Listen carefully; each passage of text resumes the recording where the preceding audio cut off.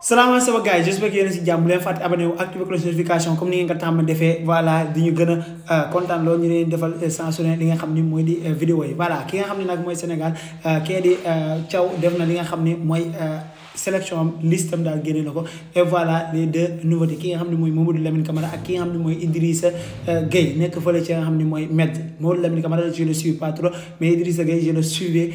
te yàgg naa si def vidéo naan leen boy bi je le vois très loin et voilà il est appelé à 18 ans fële ca Metz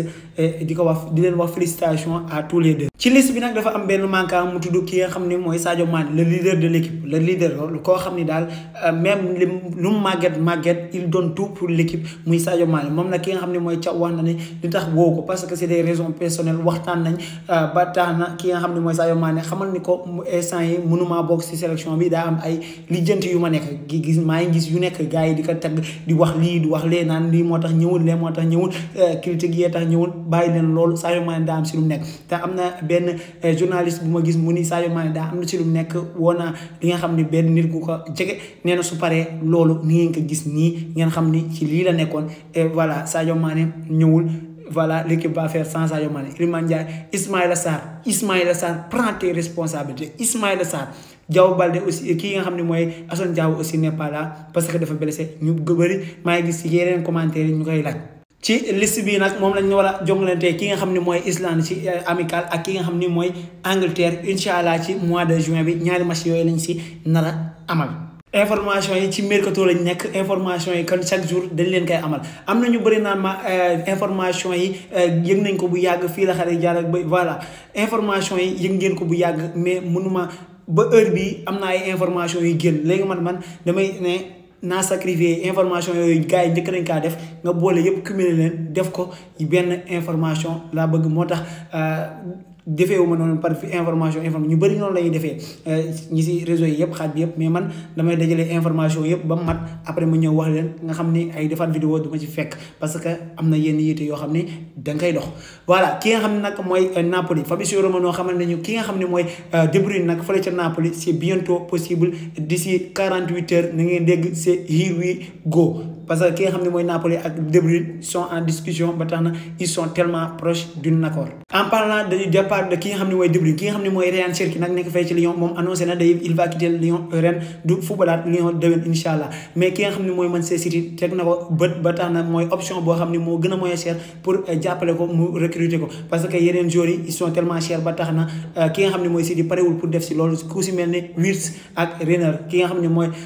Cherki nag valeur am ne dépasse pas les 50 millions. toujours en Angleterre ki nga xam ne nag mooy équipe est suivi de près par ki nga xam ni mooy Chelsea veut un nouveau attaquant de pointe pour renforcer li nga xam ne mooy équipe am parce qu'ils sont qualifiés en Ligue des Champions et il doit renforcer leen li nga xam ne mooy seen équipe bi. démb maa leen doo wax ki nga xam ne nag mooy Gyökeres voulait pas aller fa li nga xam ne mooy Manchester United mais tax na kii bi Chelsea bi rumeur yooyu di daw di circuler moom nag il s'intéresse maintenant ak ki nga xam ne mooy Gyökeres Chelsea veut recruter Gyökeres. officiel ancien joueur de Chelsea et d'Arsenal nekkoon fële ca Arsenal il rejoint fële nga xam ne mooy championnat Brésil ca Flamengo. xam ngeen di Tottenham dafa gëj Ligue des Champions de même que Chelsea moo tax ñuy renforcer ki nga xam ne mooy Tottenham nag va repatrier ki nga xam ne mooy Leroy Sané indiwaat ko fële nga xam ne mooy championnat Angleterre parce que fa la nekkoon fële ca côté Manchester City. kii nag nga xam ne mooy Bruno Fernandes fële ca Al Hilal proposé nañ ko xaalis bu dul jeex àddunay xaalis ba tax na à tout moment si vous les voyez fële nga xam ne mooy championnat Arabie Saoudite bu mu leen bett. Kangili pare na pour jaay ko bu gisee li nga xam ne mooy xaalis bu doy boo xam ne arrangé na ko Kangili nag instant yi beaucoup de clubs ñi ngi intéressé wu ci moom pour bëgg a xam situation am nu mu toll. Chelsea aussi veut renforcer li nga xam ne aussi mooy milieu terrain Anguissa yéen a ngi koy suivre depuis 3 ans ngi ma koy suivre il est très excellent ci li nga xam ne mooy milieu terrain Napoli ça fait 3 ans ma koy suivre fële nga xam ne mooy Serie A il est bien ki nga xam ne mooy Chelsea nag s'intéresse à lui. kii nag nga xam ne mooy Juan Garcia Real Barça équipe yu bëri bëgg ko ba tax na moom nee na xamal na ni gars yi que moom bëggul rejoindre Barça mais championnat Angleterre lay déglu ba xam am na équipe yu ko intéressé wu ci moom ba tax na am na rumeur yuy daw que ni ki nga xam ne mooy Manchester City s'intéresse à lui. kii nag nga xam ne mooy Arda Turan moom nag il va être li nga xam ne mooy entraîneur fële nga xam ne mooy Shakhtar Donetsk l'année prochaine. kii nag nga xam ne mooy Thiago Motta bi mu jugee ci entraîneur yàggul ba tax na ki nga xam ne mooy Milan ak Atalanta ñoom nag teg nañ ko bëgg pour mu ñëw entraîner li nga xam ne mooy seen équipe. kii di Amorim moom nag ca vestiaire Manchester United ba am na ñoo xam ne da leen dàq am na ñoo xam ne soxlawu leen am na ñoo xam ne soxla na leen ba tax na ki nga xam ne mooy Garnacho moom xamal na ni carrément soxlawu ko ba tax na dakaa xamal publiquement devant joueurs yëpp toog mu xamal ni ki nga xam ne mooy Garnacho publiquement ne ko soo ñaanal yàlla am équipe bu la jënd parce que soo ko amul doo football fii déwén loolu la wax publiquement selon les rumeurs qui circulent voilà loolu la wax publiquement ci vestiaire yi ak ki nga xam ne mooy Garnacho. maa ngi doon wax ki nga xam ne mooy Mota dafa war a dem Atalanta wala Milan l'autre sens ki nga xam ne mooy Gasperini nekkoon Atalanta def fa 3 ans gérer équipe bi ba mu baax defal leen bañ normal moom nag Rome le veut parce que moom dafa waxoon dafa annoncé woon que saison bu jeexee day jóge fa la nga xam ne mooy Atalanta. ñu ngi xamal ni que beaucoup de européens touche ki nga xam ni mooy Cristiano Ronaldo am na ay club yu ko soxla fee ca côté Europe ba tax na ki nga xam ne mooy Al Nassr nag ak Cristiano Ronaldo ba tey amul prolongation de contrat ba tax na sa contrat am léegi mu jeex ci juin bii la nar a jeex ba tax na gars yi ñu ngi koy yóbbu Al Hilal ñi di ko yóbbu équipe bu nekk Cristiano Ronaldo n'a pas dit li nga xam ne mooy dernier moom musta wax dara gars yi nee nañ nag bu demee Al Hilal premier match am bi muy amal ci coupe du monde des clubs bi ki nga xam ne mooy Real Madrid la nar a jagloonteel. kii nag nga xam ne mooy Omega nekk fa la nga xam ne mooy Strasbourg moom nag ki nga xam ne mooy Chelsea pare na pour def ci xaalis bu bëree bëri mais xaalis pour jënd ko recruter ko gars yi nag ñu ngi naan accord total jusqu'en 2031 mais Fabrizio Romano n'a encore rien finalisé. ñu ñëw ci li nga xam ne mooy Ligue des Champions c'est bientôt ki nga xam ne mooy Lautaro Martinez moom nag xamal na ni ki nga xam ne mooy maamam ak ki nga xam ne mooy yaayam duñ mën a ñëw ci stade ba pour seetaan li nga xam ne mooy final Ligue des Champions parce que maamam dafa feebar yaayam nekk foofu ca maamam pour jàppale maamam ba tax na nee na final bi mi ngi leen koy tuddee ba tax na nee na temps yi yëpp day gént di gagné final bi voilà ki nga xam ne mooy Lautaro Martinez moo xamal loolu ci ab interview. kii nag nga xam ne mooy Barella moom nag nee na li ñu football 3 ans yu mujj yi yëpp il est temps que ñu couronner seen 3 dernières années yu mujj en Ligue des Champions parce que ils ont fait des performances XXL 3 ans yu mujj yi suñ toogee toog bu gën a ndaw demi-finale la ñuy toogee kon nag il est le temps de gagner li nga xam ne mooy Ligue des Champions bi loolu la kàddu Barella sànni ci finale bi. les 4 uniques et seuls gardiens yoo xam ne ñoo mës a doublé 2 années consécutives li nga xam ne mooy meilleur gardien Premier League ki nga xam ne mooy Ederson def na ko 2020 2021 David Raya 2024 2025 ki nga xam ne mooy René Descartes il a fait 3 fois triplé 2026 2006 2007 2008 ki nga xam ne mooy Joe Hart triplé lui aussi 2011 2012 2013 pour ki xamul Joe Hart il était exceptionnel lui Renan je l'ai pas regardé mais Joe Hart foofu popo. ñu ñëw fii nga xam ne mooy côté Barça Lamine Yamal prolongé mais salaire Lamine Yamal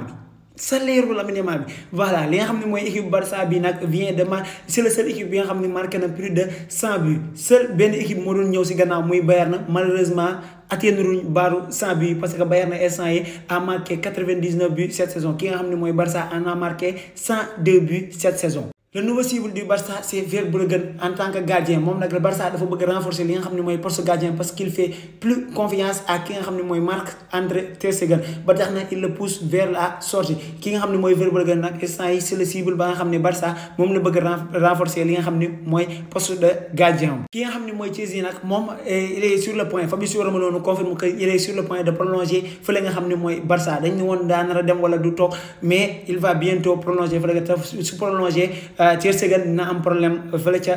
camp Barça yi kii di Ter Stegen tamit ñu xamal ne moom bu nekkul gardien numéro 1 titulaire du mën a toog fële nga xam ne mooy Barça dina def le tout pour jóge fa parce que dafa bëgg a xeex li nga xam ne mooy mondial 2026 pour góol fële nga xam ne mooy ca Allemagne ba tax na wàllum gardien mooy riir ca biir Barça ba kii nga xam ne mooy Barça nag ñoom pour atteindre seen objectif il pense que dañoo war a wut gardien de top de renommée mondialement pour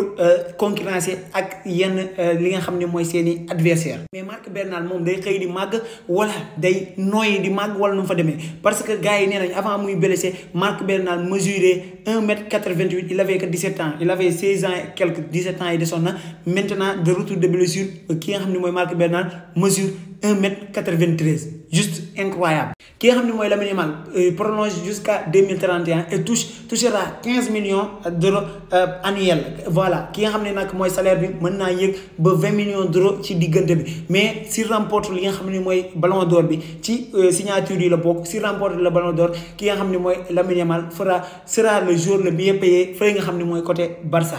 ki nga xam ne mooy Lamine Yamal toujours après bi mu prolongé nag moom xamal na ni tant que ki nga xam ne mooy Fati jógewul Barça buggul dégg li nga xam ne mooy waxi numéro 10 nee na tant que Fati ne quitte pas le club buggul dégg ay waxi numéro 10 waxuma nag dafa bëgg Fati quitter club bi mais moom il respecte li nga xam ne mooy Fati ci numéro 10 bi muy takk nee na tant que quittewul club bi ba dem ba jóge fi carrément bu ko kenn tuddal ay numéro 10 ou pas. kii nag nga xam ne mooy Romain va faire son retour prêt jeex na ci côté Girona il va faire son retour fële nga xam ne mooy ca Barça.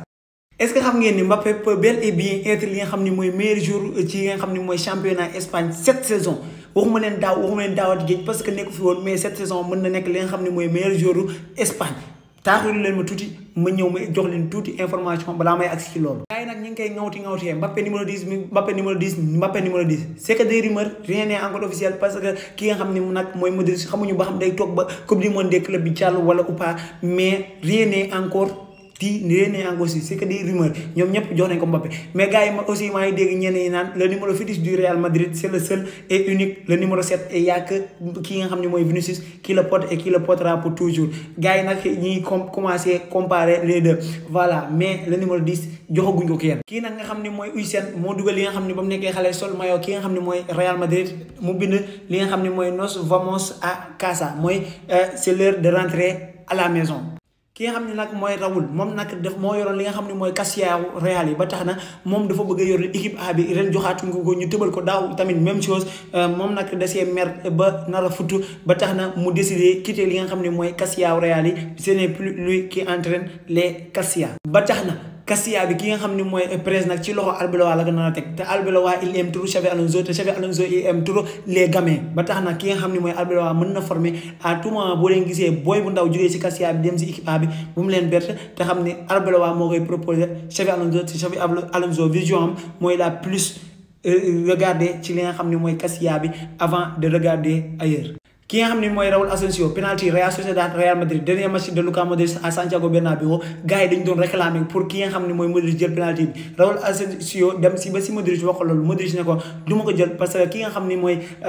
Mbappé day xëccoo li nga xam ne mooy soulier d'or bi moo tax bàyyi ko mu dóor penalty bi. le pourquoi ma ne leen Mbappé peut être meilleur joueur de la Liga voilà li nga xam ne mooy meilleur joueur bi nag ren ay vote la voilà Rafinha 9% la am 4000 personnes ñoo ko voté voilà le Barcelone le plus voté c'est ki nga xam ne mooy Lamine Yamal 28% la am à l'heure bi ma ko mujjee woon xool bi may screen li 28% la amoon vote yi nag yéen soo leen bëggee voté nga bëgg a voté Lamine Yamal wala Mbappé sama lien boo demee foofu sama Telegram direct lien bi épinglé naa ko nga dugg voté ko la neex voilà ki nga xam ne mooy Lamine Yamal 28% alors que ki nga xam ne mooy Mbappé dépasse de très loin avec 40% donc il est 100% probable qu'il gagne li nga xam ni mooy meilleur joueur championnat bi. te tamit ma xamal leen Mbappé bu demoon ba jël meilleur joueur championnat bi pour nga génnee ko ci ballon d'or bi du nekk lu yomb meilleur joueur championnat Espagne ren bu ko jëloon pour nga génnee ko foofu du yomb du wax naa duma si waxati mais pour nga génnee ko fa daal du yomb. ki nga xam ne nag mooy Endrick moom ki nga xam ne mooy Juventus ñëw na à la charge pour demander li nga xam ne mooy prêt ki nga xam ne mooy Endrick ba l'année prochaine ba tax na Xabi Alonso xamal na ni waa Real Madrid boo leen alee Endrick te indi woo leen ku remplacer Mbappé donc Endrick du dem buñ koy aale remplaçant kuy remplacer Mbappé day ñëw ci saasi. de même que côté Nico Paz aussi ki nga xam ne mooy Real Madrid nag jug na ci ay mbiram ba tax na il veut le repatrier il va payer donc 8 millions d'euros pour jëliwaat ko fa li nga xam ne mooy comment pour indiwaat ko di nga xam ne mooy Real. ki nga xam ne nag mooy Carreras Fabrizio Romano ñu xamal nañu que instant yi Real ak ki nga xam ne mooy Benfica ñu ngi négocier pour li nga xam ne mooy boy bi ñëw fi nga xam ne mooy Real. kii est-ce que nit la Zubimendi signé na contrat fële nga xam ne mooy Arsenal bañ ni here we go Fabrizio Romano totalement here we go la def ki nga xam ne mooy Zubimendi nag instant yi finaliser moo des mais il refuse de finaliser li nga xam ne mooy contrat bi en attente du Real Madrid instant yi day xaar Real bi nee na bu jotee appel tag pour Real Madrid il va directement signer sans hésiter instant yi moom Real Madrid rek moo ko ñor. selon les rumeurs qui circulent ki nga xam ne mooy Xabi Alonso xamal na gars yi que ki nga xam ne mooy Mendy bokkul si ay plan ki nga xam ne mooy Rudiger nag instant yi dafa nekk di accélérer récupération pour juste bokk ci li nga xam ne mooy coupe du monde des clubs bi et c'est bel et bien possible mu bokk si ñu bëri ñu ngi naan ma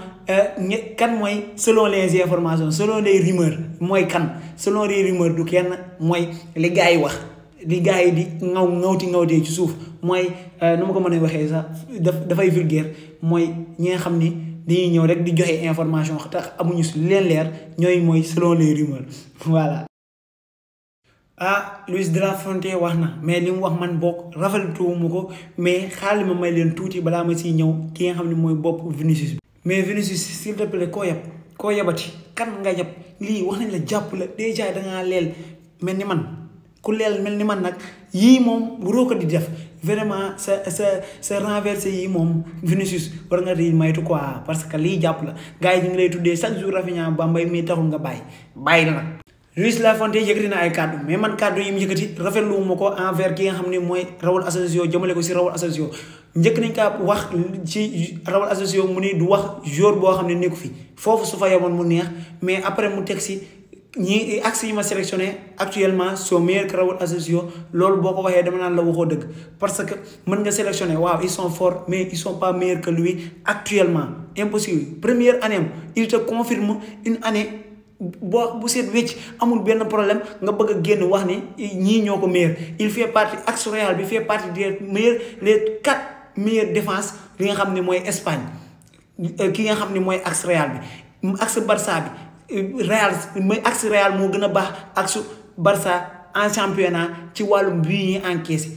Barça encaisse plus de buts que le Real Madrid cette saison a encaissé plus de buts que le Real Madrid cette saison nga bëgg a wax ni Raúl Asensio axe yi nga woo ñoo ko mën loolu te woo ko fenn te Raúl Asensio ren la yéeg première division ak wan ñëpp c'est un excellent axe sax laa wax duma wax bon en relance en défense en tête partout nga ni ñi ma ko woo ñoo ko mën loolu boo ko waxee dangaa wax lu la neex ay waxi kasaw dong la mais ku nekk ak voilà yaay sélectionneur yaay woo ku la neex mais voilà sama yoon nekku si Espagne juste kàddu boobu rek ama metti li mu wax ñi ma woo ñoo ko mën loolu rek ama metti mais à part ça Raúl Asensio redouble d'effort ton jour viendra et tu seras dans l'équipe que ça soit lui mu nekk sélectionneur wala mu bañ a nekk sélectionneur sa temps bu ñëwee si tu continues sur tes performances tu seras ci li nga xam ne mooy équipe bi ba nem sax ba nekk titulaire indiscutable. salaamaaleykum sama gars yi te soxla war naa leen beneen affaire mais balaa boobu xool leen vidéo bi laa gis TikTok mais xool leen booy bi moom mooy capitaine équipe bi moo si gën a tuuti mais xoolal nu muy def te bu pare daa am fit day laaj bal bi jox booy bi si espace booy bi zóor la de. gis ngeen vidéo boobu des na beneen xoolaat leen vidéo kii mooy Yamal kii la doon indiwul mais booy bi fu mu teg coup franc da koy dugal. je pense que nag ñaari boy yi ñu mën des si suuf du ko raw mën nañ ko def si kaso. ñaari boy yooyu ngeen doon gis ñuy football ñu ngi nii Fallou ak Saliou gis nga li ñuy def si terrain bu am suuf. sama gars yi li ñu bëggoon man na en moins de 7 heures de temps GF a répondu présent boy incha allah nañ dem def test waaw GF nag structure la dafa am ay normes donc dañ ñëw rek recruter kenn comme ni mu leen wax rek ay test la su concluant boy des fa sinon tamit du doon seen chance. Ensemble, on peut faire de bonnes choses. Et comme d'hab, on croit à la magie des réseaux sociaux. C'est mon gars. Il est l'influenceur qu'il pense être. C'est l'influenceur qu'il pense être. S'il est à Bourges, moment il y a un hashtag, gars yep japsi. Voilà, bam ag fum ag. Tay ñaari boy yoyu mu gis len sen football voilà mu apprécier len dugal len ci réseau yi demander wax ka pas dañuy gars yi republier vidéo jàppale ko gars yi yenn sur sport yi mën leen a gis wala yenn académie pour recruter leen et voilà GF la répondu président voilà li influenceur moom ci côté bi mu nekk influenceur lii lay jariñ côté ba nga nekk la nga ca mën a def pour jàppale ay ndaw wala la nga ca mën a def pour jàppale dëkk bi avancé def ko voilà ki nga xam ni mooy Cheikh nag côté sport la nekk mi jàppale yenn joueurs yi ki nga xam ni nag mooy Siré voilà mi ngi Bruges instant yi di def ay test pareegul si officiel mu des dina leen wax da ngeen si xam dara et voilà ñaari boy yooyu tamit yóbbu def na le tout bañ dem GF pour amal di fa ay test et merci beaucoup Cheikh big respect à toi bonne continuation on est toujours derrière toi li ngay def liggéey bi ni ngi koy gis que ça soit YouTube wala TikTok li ngay def nice na trop à l'aise